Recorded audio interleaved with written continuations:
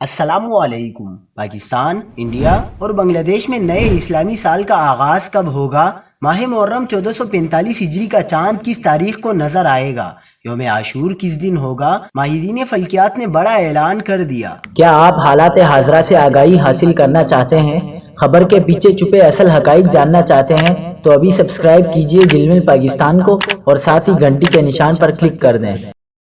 آپ کو بتاتے چلیں کہ محرم 1445 ہجری کے چاند کی پیدائش عالمی معیاری وقت کے مطابق پیر 17 جولائی 2023 کو 18:31 پر ہوگی۔ اس وقت پاکستان میں پیر و منگل کی درمیانی شب رات کے 11:31 ہو رہے ہوں گے۔ ماہرین فلکیات کے مطابق منگل 29 ذی الحجہ کو چاند نظر آنے کا امکان نہ ہونے کے برابر ہے۔ چاند کی کم عمری، کم روشن حصے اور چاند کی زمین سے انتہائی دوری کی وجہ سے منگل 29 ذی الحجہ 18 جولائی کو پاکستان سمیت اکثر دنیا میں خالی آنکھ سے چاند نظر آنا بہت مشکل ہے، کیونکہ اس دن چاند کی عمر 19 گھنٹے سے زائد، چاند کی اونچائی 8 ڈگری اور افق پر 45 منٹ تک موجود رہے گا۔